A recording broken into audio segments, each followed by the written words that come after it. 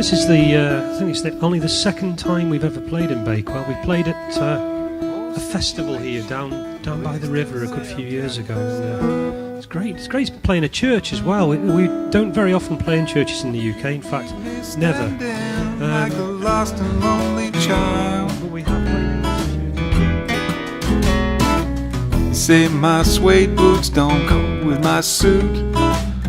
Ask your best friend, 'cause she thinks.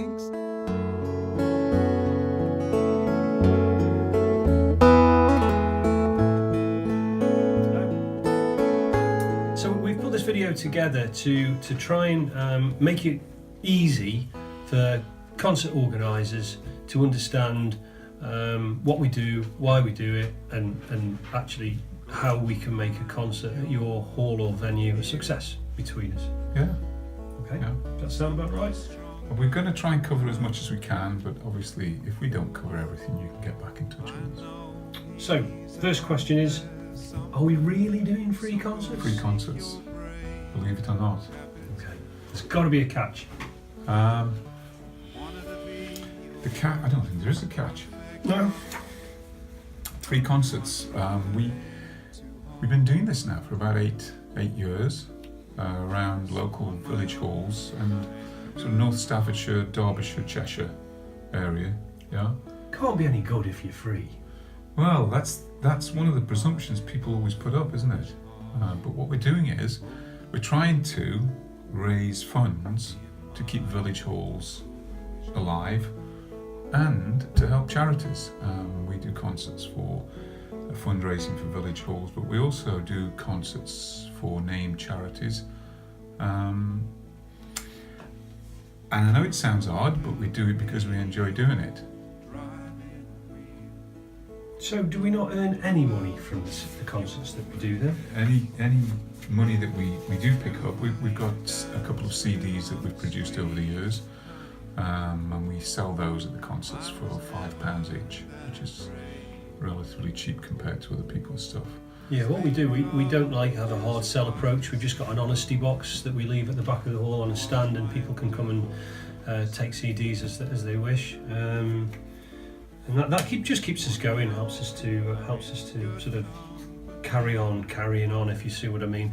Oh, the other thing is, if we've travelled a considerable distance, say more than 30 miles to a venue, and we're based in the Staffordshire Moorlands, then we just ask the concert organisers to come to make a contribution to cover our fuel costs. But we seldom ask for more than £20 or £30. So, you can set up this concert safe in the knowledge that there is no, there's no small print in terms of no hidden costs. Costs, and we'll tell you exactly. If there's going to be a fuel cost, we'll tell you in up front. So, what sort of audiences are our typical audience, Graham? Oh, right. Well, if we've already mentioned the village hall system, we have it's probably in the region of about 70 or 80 village halls we've visited and played over these years. And there's feedback actually. All of those halls have given us feedback. Little just 2 or 3 lines about their experience of the concerts. Where would you get that from? It's on our website. We'll put the link to that on the bottom of the gallery here now. And you know what? The other thing is as well, if you recognise any of the halls on that list, or if any of those halls are near to where you are, then please get in touch with them, because I'm sure they'll have good things to say about it. Sure. Yeah. If just on the website, some people might not be familiar with websites. So you go onto the website, and then what? What do you look for? There's a link. There's a menu across the top, and it's called concert feedback. So it's pretty easy to find. Okay. So what sort of music do we play? What sort of audience do we appeal to? Somebody once described it as music for grown-ups. For grown-ups. Yeah. I think that was because it was when we set up doing what we're doing, one of our first rules was if we're going to sing a song that we've either written or we cover, then we want the song to be heard. We want the storyline to be heard. We want the words to be heard. We want the harmonies heard. And if you write something that's funny, you want people to laugh. Absolutely. That's no the point kick. somebody singing a song if people can't hear it. So we're very clear with what we do, and it's not simplistic, but it's it's easily Absorbed. Is Yeah. it easy listening? Well, that sounds a bit naff, but I know what you mean. Yeah. Yeah. It's not heavy metal. It's acoustic music. We play acoustic guitars, dobros. We have a variety of instruments to try and make the sound palette that we provide as interesting as possible, because we know It doesn't matter how good you are, if you play the same sort of thing over and over again, people yeah. get bored.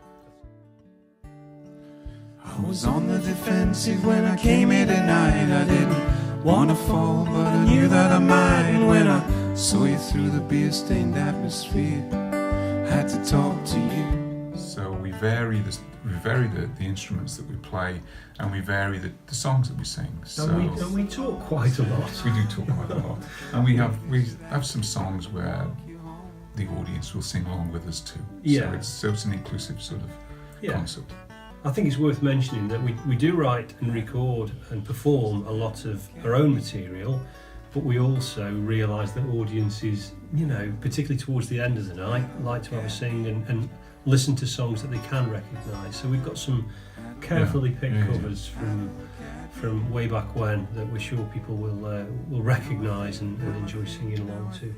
Maybe falling again.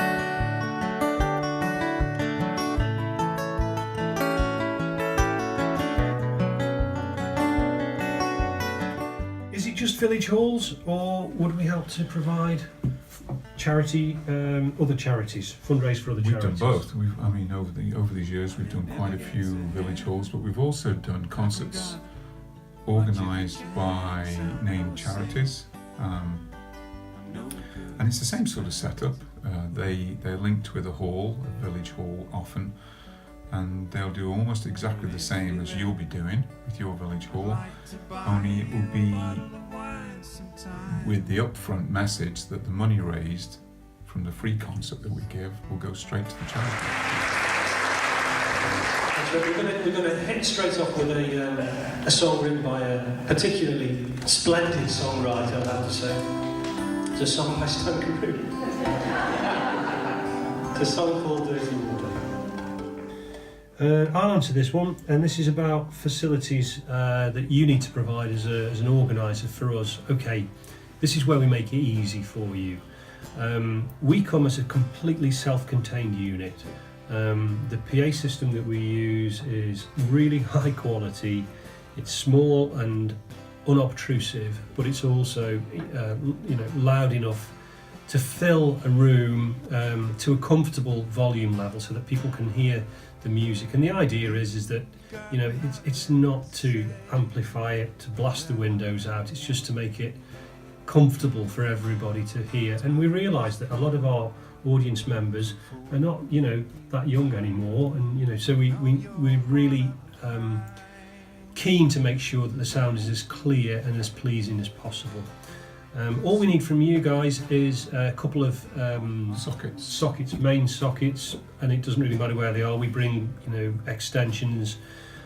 All of the equipment is PAT tested, so that's not something you need to worry about. What's PAT tested? It means it's electrically tested every year to make sure that it's fine and happy to use. Okay. How much space do we need in this place? One thing that we want to stress is that we don't need a stage. Even if halls do have stages, sometimes we prefer to play actually closer to the audience, so that you get that. We play standing up. We don't sit down. Yeah. So we like to be, I suppose, as close as we can. Yeah. So the point of that is if you've got a stage and you want us to use it, that's fine. But if you don't have a stage, that's equally okay. Yeah. We just need a space on the floor around about maybe 3 meters by 1 meter, 2 meters, something like that. We don't need a lot of space, just enough space to sort of set up our guitars and microphone stands to sing.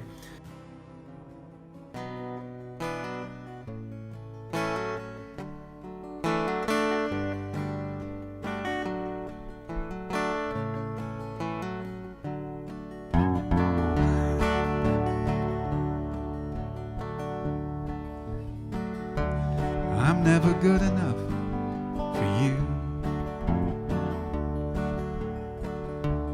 I'll never love you like you do. It's useful sometimes if halls have got a spotlight that we can use, and it's useful to know in advance so that we know whether to bring our own lighting. So if you haven't got any lighting, that's fine. We can bring a lighting to use. But if you do have something, it's useful to know in advance. Yeah. So it just saves us bringing extra equipment. All right. How do they decide on a date for the concert? Okay, we've sorted out a calendar that you can find on our website, and we can also send it to you, probably email it through to you, and it will give you Friday, Saturday, Sunday, which are the 3 nights that are most popular, obviously around the weekend, for a set period. It'll tell you which of those nights we're free and which nights we're busy, which is making it quite easy for you to figure out which night you'd like to have us there. He never even rode that mountain bike. Stands in the shed, and it hurt me when you said you're never gonna ride with me tonight.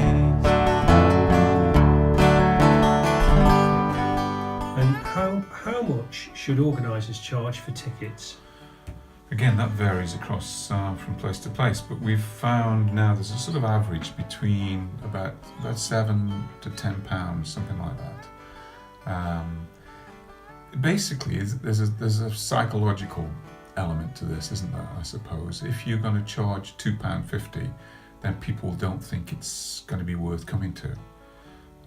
So we've found that people are charging £7 to £10, and then obviously it has a feeling that I can't explain that. No, I know what you mean. People have the impression that you get what you pay for, don't they? And if we've found in our experience that concerts that we've done that have been priced really cheaply have been no better attended than ones that are more sort of moderately priced, maybe £7 a ticket, something like that. But you know your audience, you know what people are prepared to pay, and it's entirely up to you to choose that ticket price. We would just recommend that, so that you can make sure that you make the event profitable for you. In our experience, don't undersell it. That's our advice, I think. The basic principle we have is a win-win-win. So what we say is, we'd like to play to people that like to listen. That's a win for us. We'd like you to have a good evening. That's a win for you. And we'd like you to raise enough money for it to be well worth doing for you. So it's a win-win-win, and hopefully... Actually, it's a win-win-win-win, because the fourth win for us is that when we see people leaving at the end of the night, buzzing and talking about the evening, and talking about coming to see us again, that's the bit that does it for us. And I think that takes us back to the first question: why do we do it? Yeah, I think that's a big part. Diana, absolutely. Susan, Judy, and everybody else who's listening, I have confined to the legendary middle studio the very lovely Breeze and Wilson. Here you go.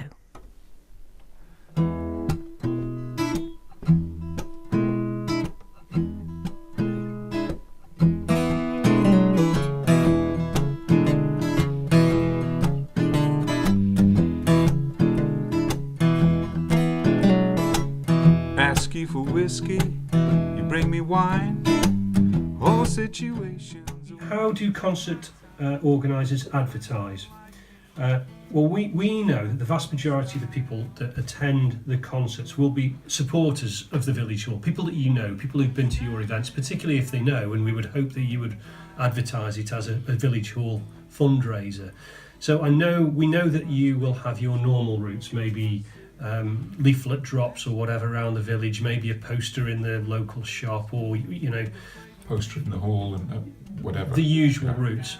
But we want to make this as easy and straightforward for you as we can, so we can help in that. And obviously it's in our interest as well to be playing to a full hall rather than to an empty hall. So we can assist in terms of, we can provide poster templates and resources like that. We also have quite an extensive emailing list from people with names of people who've visited our concerts, who've attended our concerts from all over the UK. So there's quite a few areas there that we can use that to sort of promote the concert as well, close to the time. And there'll be people on the email list that are waiting to see when the next concert is. Yeah. So if somebody is in a reasonable distance from your village hall and they've seen us somewhere else, then they'll come to your concert. When I'm strong, seems whatever I do can do right for doing wrong.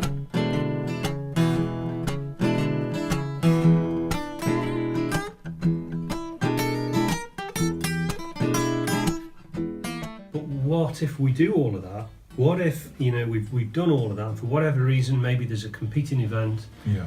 and we don't sell any tickets? So it's 2 weeks or something like that before the event, and you find out you've only sold 5 tickets or 6 tickets or something like that. What we ask you to do is just to stay in touch with us. Don't be worried about it, because we don't want an event to fail either. So what we'd be saying is, if you feel that it's not going to be sufficient in terms of audience numbers to raise enough money, then we can just postpone the event. We don't have a problem with that. Yeah. Oh, I don't need to tell you how it felt to watch the world around me crumble and melt. Oh, I don't need to explain all the sorrow and the pain, 'cause I'm guessing you've been there too.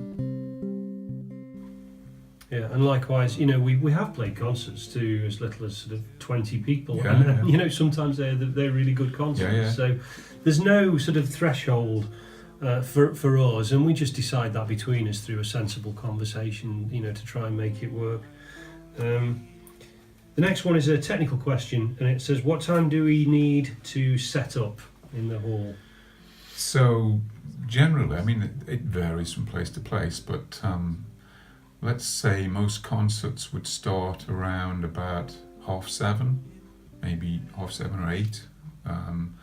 So we would need to be there between an hour and 40 minutes before that, so that we can get in, get ourselves set up, and feel comfortable with the sound that we've got there. Yeah, it doesn't take us long to set up, and it takes us even less time to pack up at the end of the evening. We've done a lot of concerts now, and we're pretty slick at this. Pretty quick at it. Yeah. What about the timings for the concert? I'll answer that one. So we generally play two sets, and they're, depending on how much we rabble on, between 40 minutes and an hour each set. And that seems to suit the majority of concerts that we do. But if you've got a different plan, if you want us to do 3 sets or however you want to run it, we can be flexible. As we mentioned earlier, did we mention earlier? Food we talked about, didn't we? Or is that, no, that's next. That's next. Isn't it? Sometimes people do have a fish and chip platter or whatever, and we can work around that. It's not really a problem. But we've got enough material. We could probably still be going strong the next morning if needed. A slight variable on that is sometimes concert organisers want to put on a local person who would be supporting, and we're okay with that, just as long as we know what's expected. And generally speaking, we'll just set our PA up for them to use. Yeah. We've done a few, haven't we, where local kids, musician kids, have liked to have a go, and that's great. We're more than happy to support that sort of stuff. We just mentioned food. Shall you do food? We don't have a problem with food generally in terms of people eating during the concerts. Quite often people will have, a table picnic, so they'll bring crisps and snacks and that kind of thing. The only thing that we kind of we object to a little bit is when people are having sort of proper 3-course knife and fork meals during the concert. Yeah, just because it's a distraction. There's people walking around serving lots of clanks and stuff, and it just takes away from that concert feeling. We don't mind people having those sorts of meals in the break. It's just it doesn't feel good to play. As long as we get one. As long as we get fed as well, yeah. In terms of the hall layout, that's entirely up to you. The majority of halls that we've played for seem to have now what do they call it? A cabaret style. So people seated around tables in family groups or groups of friends, as opposed to regimented rows of seats, kind of like a cinema. Which, again, we've done some concerts like that, and they work. But it's more of a. It's much more of a friendly feel. Yeah. If you've got people sitting in groups on tables and allowing themselves to sort of, I don't know, just catch up with themselves. Great. So we're nearly at the end of our list now. There's nothing else that we need from you. And again, just to reiterate, our intention is to make it as simple and straightforward and successful for you as we possibly can. The list that we're reading from here is available on our website, so if you need to discuss it with members of the committee or other people who are responsible for the hall or the charity that you're working with, you can print this list off and take it to them, or share the link with them so that they can do that themselves. So that's on our website. That's on our website, and I'll make sure that the link is at the bottom, on the bottom of the screen now. If you've got any more questions, then just give us a call. You can call me on 07840 393 324 for a chat. That will be down here as well, will it? That'll be there, by the magic of video editing. Or you can contact us through our website. That's www.breezeandwilson.com. And even if you're just thinking about this but you're not quite sure, just get in touch and we'll have a chat. And hopefully then you can become one of the halls on our done list rather than our to-do list. That's good, yeah. Well, hope this has been helpful. Because we've spent ages doing it. Right. And we'll hopefully see you soon. See you.